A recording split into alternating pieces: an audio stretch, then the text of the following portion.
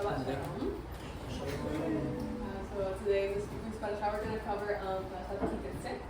Tetze means when you go out. We're going to cover Deuteronomy 21, 10 to 25, 19. So of course we start with blessing.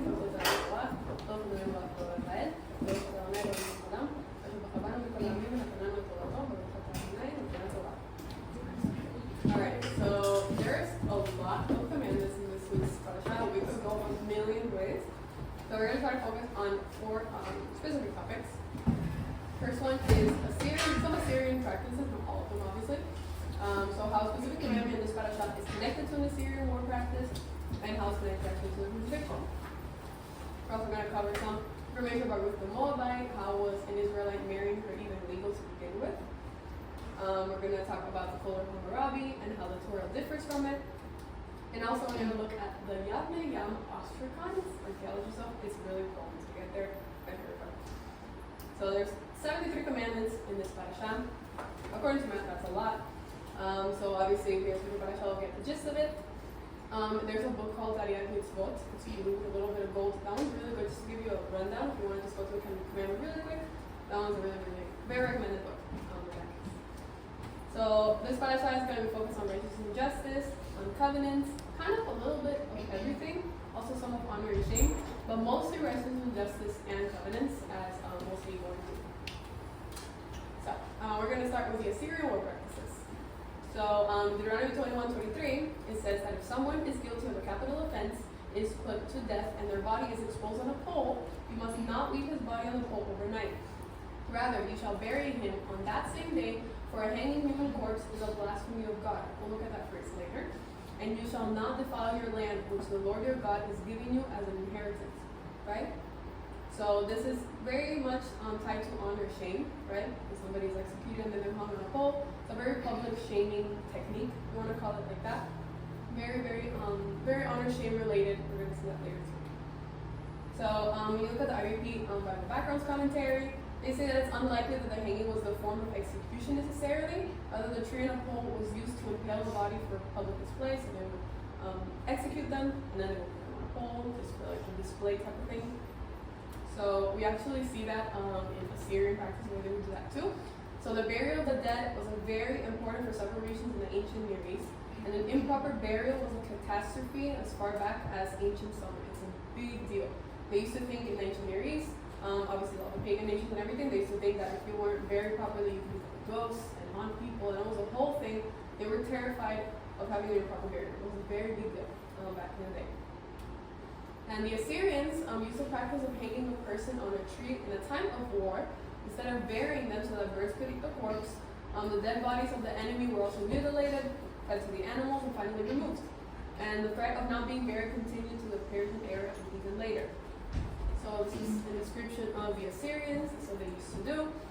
This is one for the palace of Sennacherib in Nineveh, and that's one of the Assyrian emperors. It depicts the soldiers, obviously, impaling bodies and everything.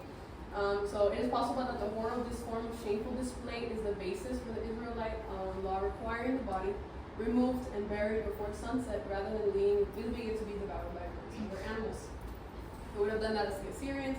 Continued until the Persian period. I don't think the Assyrians invented it. Now, we'll probably have to look into that a little more in detail, see who kind of started the whole thing. But yeah, it's a common thing with them. And then from Salvan II, there's another relief in his palace showing the impalement of 14 enemies during an attack on the city of Zashi. And then another one. This is, as you can see, it's very, very common. This is a palace in Nimrod by the king Tiglath-Pileser III. So what I'm trying to show you guys is how common this was, especially for the Assyrians. This is done a lot. But why do you think they did this? It wasn't just because they liked it. It was the mass executions that seemed to have been not only designed to instill terror, to enforce obedience, but also it seemed as proof of their might, which they took pride in. So for the Assyrians, it was a way of terrorizing their enemies. So imagine if Assyria conquers the city, and then you see a bunch of people impaled everywhere. The people around the city are going to get terrified, and they're probably going to just submit to the Assyrians, and they're not going to fight. Yes. That's why they did the crucifixions in front of Jerusalem. Yeah. From a side.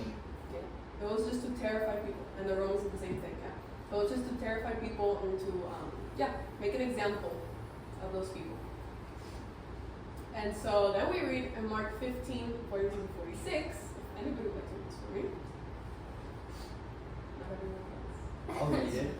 Okay. It was preparation day, that is the day before the Sabbath. So as evening approached, Joseph of Arimathea, a prominent member of the council, who was himself waiting for the kingdom of God, went boldly to Pilate and asked for Yeshua's body. Pilate was surprised to hear that he was already dead. Summoning the centurion, he asked if Yeshua had already died. And when he learned from the centurion it was so, he gave the body to Joseph. So Joseph brought some linen cloth, took down the body, wrapped it in the linen, and placed it in a tomb cut out of rock. Then he rolled a stone against the entrance of the tomb. Again, so this is a very great example of the public shaming techniques. Maybe the Assyrians would have been a little bit different, but it was all the same idea, just to terrorize people into not rebelling against you. Remember that they caused Yeshua for like rebelling against Rome. The other people were also considered rebels against Rome. So this is just Rome's way of showing, you cross us, this is what's going to happen. They didn't have social media back then. They had to convey their message in a way. This is one of the ways that they would have done it. Same thing with the Syrians and with the Persians, and I'm sure with other mission allies too. It's really interesting because here we see that the Jewish people, they knew about this and they were very mindful of it, and they made sure to take off Yeshua's body and not let it be exposed and shamed in that way. It was a very shameful thing, and the Gospels talk about it all the time. How Yeshua was shamed for us, and then God reversed that shame and turned it into honor when He revived Him from the dead. The important thing is a revival. Obviously, crucifixion was very important and everything that happened, but it was a moment of shame, and then God reversed that shame and turned it into honor. Yes. I was going to ask, do you know if that was like something they let people do back in the Roman times? Like they let people come down from the crucifix and bury them? Or if they just left them like that? Oh, they probably would, yes. They probably would have left them there. The Jews have a custom called the Tahara ritual that we've talked about before, but part of that is, they're pretty sure they did it in the ancient areas as well, but they would take the body and they would clothe them in linen, and like that also played was right there. That's why he was wrapped in linen, and they would usually like clean the body, prayers over it, and like give it one more. Exactly. So it's very important just to look at the Gospels not only from an ancient Near Eastern perspective, but also from a Jewish perspective. We see a lot of Jewish practices and tradition. Now we might read this and we might think, oh, okay, that happened. And then when you look at it, we have a commandment from the Torah. We have Jewish traditions that are followed to this day. There's a lot of things that we all have to learn, myself included. So then when you look at this, things like that, it kind of, I don't know about you guys, but it's kind of uncomfortable. Yeah, because what is that? It's showing Yeshua at the most shameful point, you know? And it's very shameful to Yeshua when you put that, and then imagine a Jewish person who goes in front of that. And I saw a post recently about a Jewish person, and he went to this place and they had like a huge crucifix, not a church. And he was like, this makes me really, he doesn't believe in Yeshua or anything. He was like, this makes me really uncomfortable how they put a dead Jewish person, their body exposed like that in front of people. And it made him very uncomfortable, right? And then another thing, obviously you say, the Torah says that you should not make an image for yourself or any idol, so obviously it's an image. But then when you look at the verse from today, it says a hanging human corpse is a blasphemy of God. And the Hebrew word is klalat Elohim talui. So klalat, it's a very interesting word. It's honor shame kind of dynamic there. Because the Hebrew word, if you guys remember, for honor is kavod. And kavod is related to the word heavy. But the word for curse is related to the word light. So when you make something honorable, it's heavy. Something that's not honorable or cursed, complete opposite, is light, right? Just like the Hebrew root of it, it kind of makes you visualize it a little more. So it says klalat Elohim. It's better translated as, this is another translation, it is who is hung on a pole is under God's curse, right? So again, it makes me really comfortable when you put stuff like that, you know what I mean? It's just take away all the idolatry from it, you know, it's harsh. But then we see in Galatians 3:13, actually mentions the specific verse. It says that Mashiach redeemed us from the curse of the law by becoming a curse for us. For it is written, klalat Elohim talui, cursed is everyone who is hung on a pole, right? That's really interesting, but when you look at this verse, a lot of people take this verse to say, oh, we're free from the law because the law is a curse. The law is not a curse. He redeemed us from the curse of the law. Does anybody know what the curse of the law is? Death. Yes, exactly. So the curse of the law is death. So Yeshua redeemed us from the curse of the law, aka He redeemed us from death, becoming a curse for us. For it's written that anyone who curses everyone who is hung on a pole. So this kind of gives you more perspective of how this small commandment can just reach a bunch of different ways that you can look at it. It's very interesting. And yeah. So now this has a lot to do with honor shame. Again, the crucifixion in the Roman time would have been the most dishonorable death anyone could ever endure. So Yeshua, being Yeshua, he should have had honor, and he was put through the worst shame somebody could have put in that time. And then Hashem reversed that shame, and he said, no, you're not going to dishonor him, and he's going to be honored. So, now we're going to talk about Ruth the Moabite, and how was it legal for Boaz to marry a Moabite to begin with. And so I don't forget, thank you much, Lafayette, for helping. He helped me to look for the sources of this and everything, just to check it out, because I don't want to see something that was crazy and not checked up. So, thank you very much. And so Deuteronomy 23:4 says, an Ammonite or a Moabite should not enter the assembly of the Lord. Even the 10th generation shall never enter the assembly of the Lord. Okay, you can't marry an Ammonite or a Moabite, right? So we look at this, and then we think about Ruth, and it gets pretty interesting. So to begin with, who were the Moabites? We talked about this a couple months ago. So the Moabites, according to Genesis, they descend from Lot. So obviously they destroyed Sodom and Gomorrah. He went to a mountain. Anyways, so then basically where they would have been is there. So that's the kingdom of Moab and the kingdom of Ammon. Very close by, I mean neighbors, basically to the Israelites. And something that's really interesting is that when you read the Mishnah Stele, it's really cool. It's actually written in the Moabite language, but if you know Hebrew, you'll understand it without a problem. Because it's a very, very similar language. It sounds a lot like biblical Hebrew. There's like maybe one or two letters that are different from words, but like it doesn't hinder your understanding. I have this book, it's in Hebrew, and it talks about inscriptions and stuff.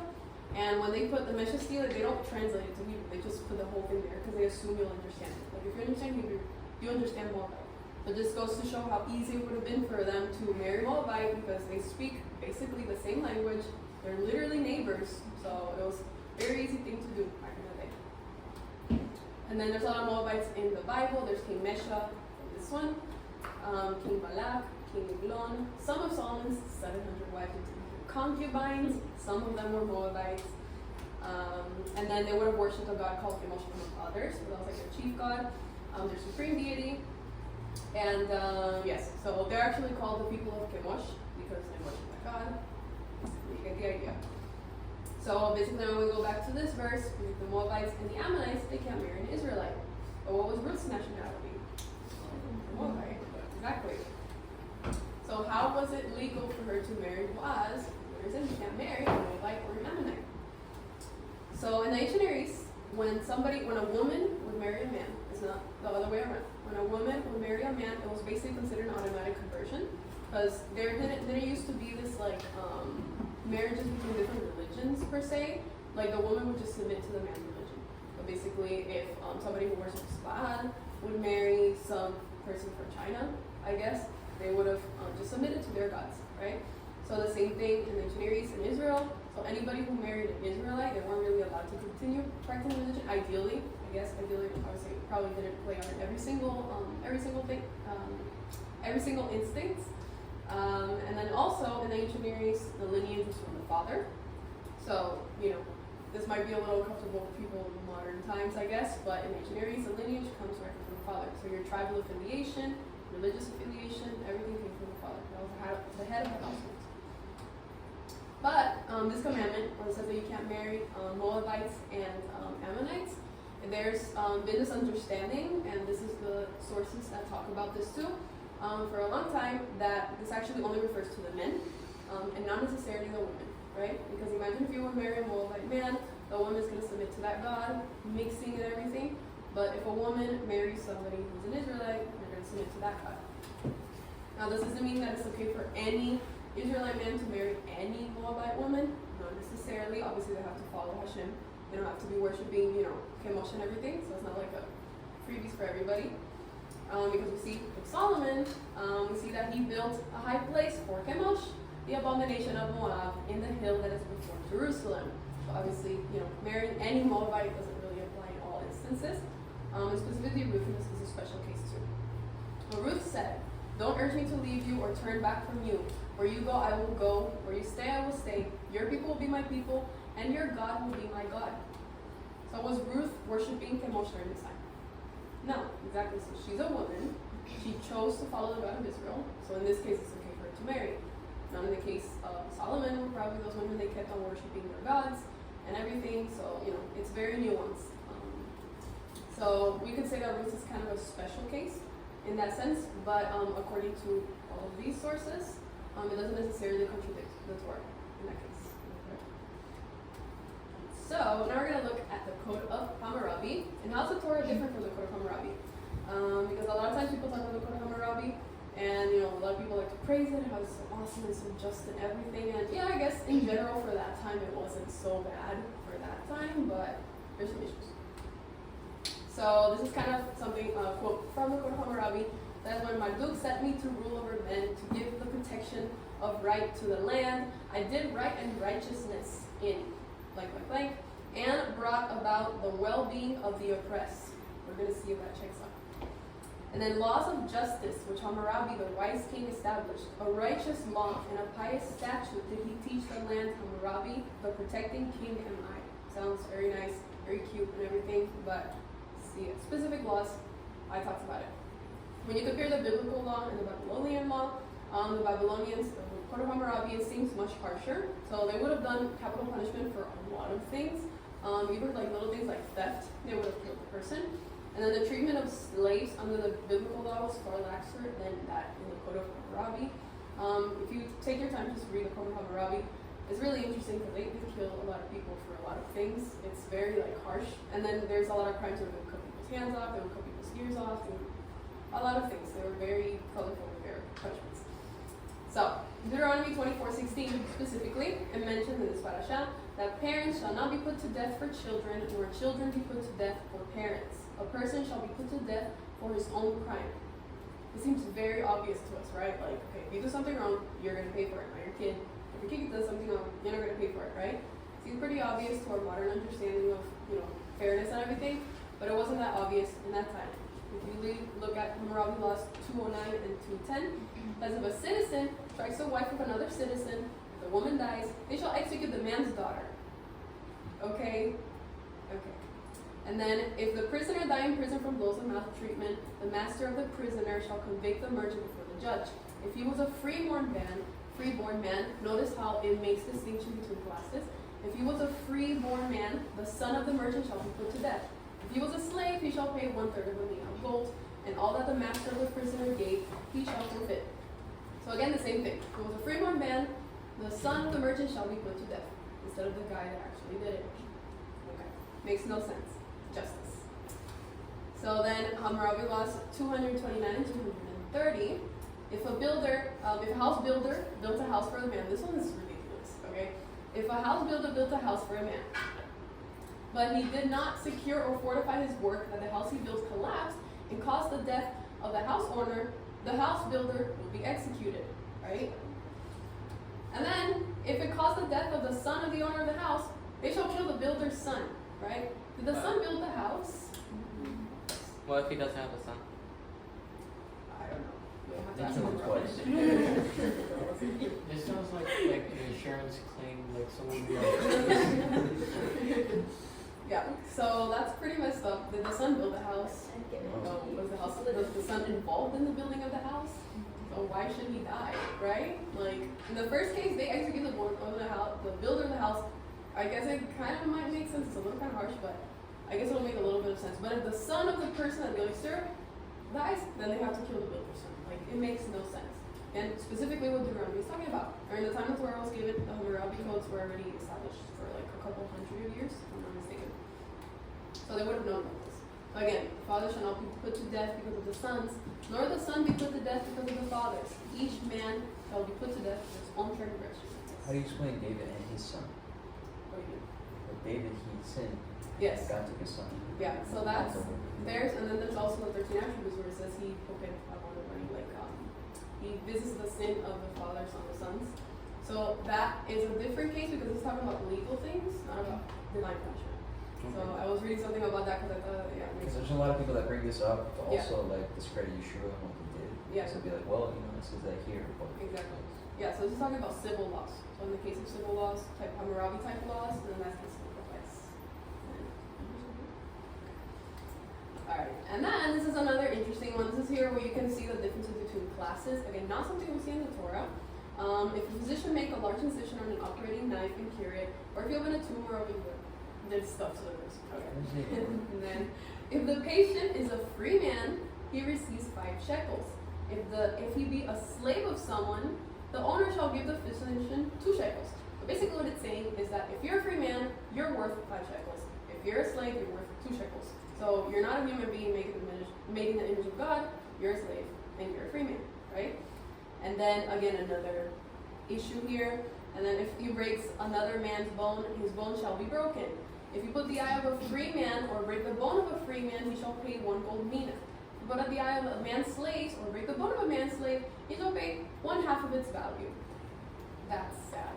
So again, these people like to talk about Korah, like it's this amazing, incredible thing. And like, yes, there's some laws that make sense.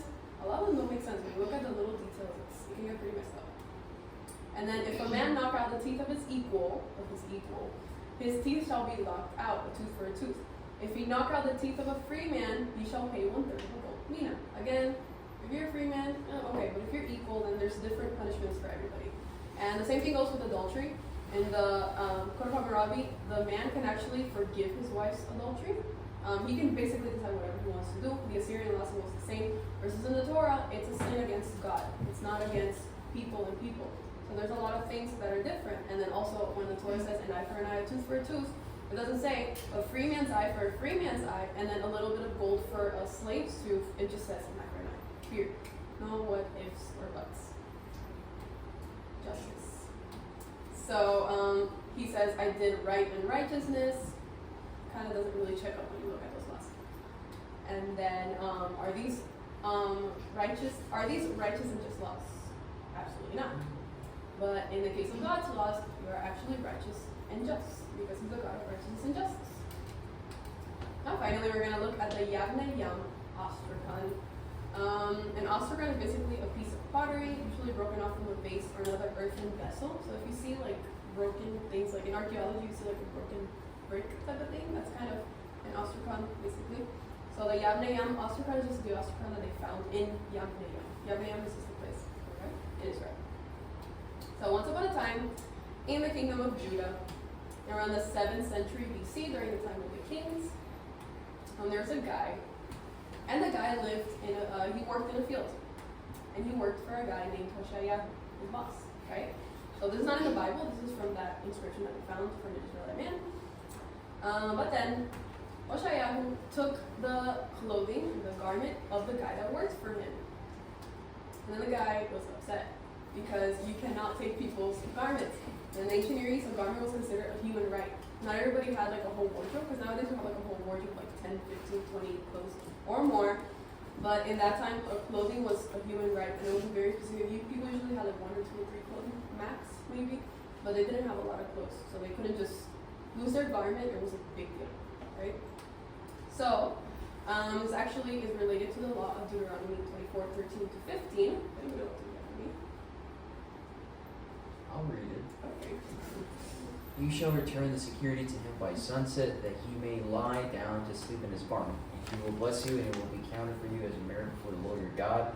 Do not take advantage of a hired worker who is poor and needy, whether that worker is a fellow Israelite or a foreigner residing in one of your towns. Pay them their wages each day before sunset, because they are poor and are counting on it. Otherwise they may cry to the Lord against you, and you will be guilty of sin.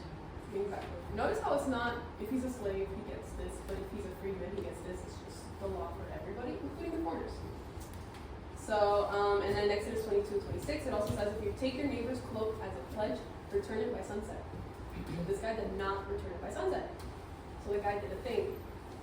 He went and he hired a scribe. And the scribe wrote the inscription we're looking at. It's really cool. So, this is the inscription, the Yavne Yam inscription. It's written in Paleo Hebrew, so like the Hebrew letters. There's the modern Hebrew letters, which came after the Persian period, and then there's like the old Hebrew letters, but the language is basically the same.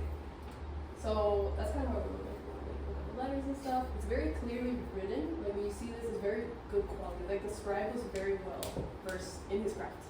Like, because sometimes you see Paleo Hebrew writings and it's like a mess, but this guy knew what he was doing. And then if you kind of translate it into regular Hebrew, it's going to look like that.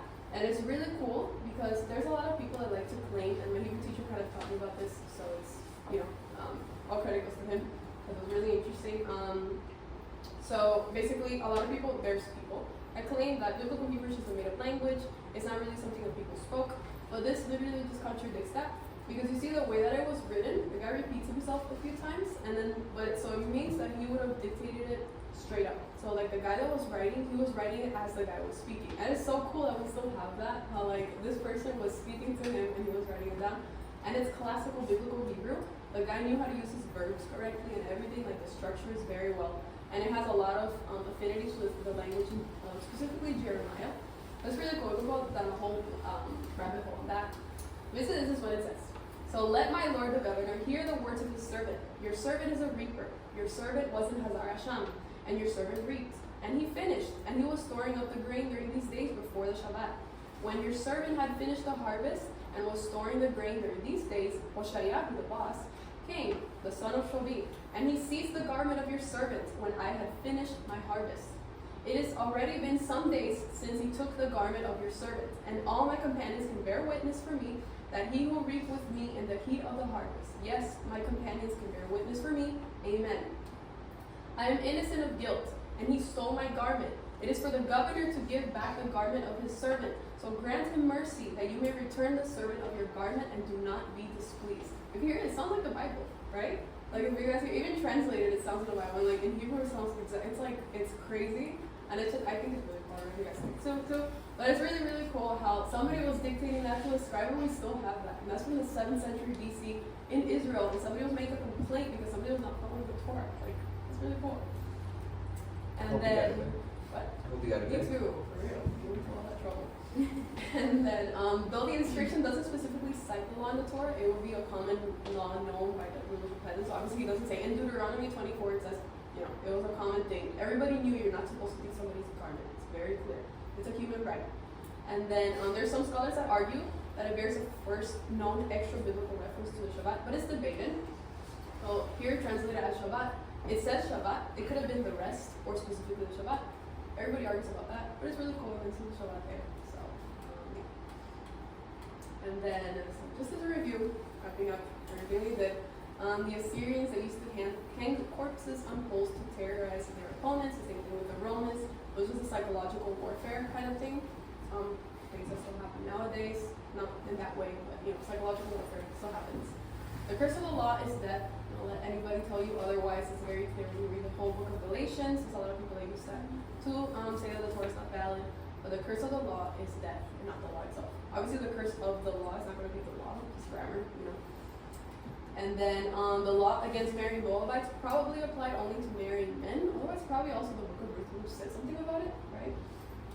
And then the Torah is more just than the Code of Hammurabi, as we saw in these examples. Even the example of the garment, it doesn't say if the garment belongs to a servant, it's this. But if it belongs to a free man, it's this. It's just if it belongs to a servant, give it back. It doesn't matter who it is. And then the Code of Hammurabi punished little children for the faults of their parents, which is pretty messed up, as we saw in the examples earlier. Resources I used for this time, not to show off, just this is all them. I didn't do much. I just compiled it all together. And there was something I was going to mention, and didn't check out. So those two. Thank you for saving me from making a mistake. And then that website, thetorah.com, is really cool. It has a lot of articles based on the ancient Near East and stuff. It's very like a mix of academic and Jewish scholarship, so it's really good. It's very balanced. So it's really nice. And obviously free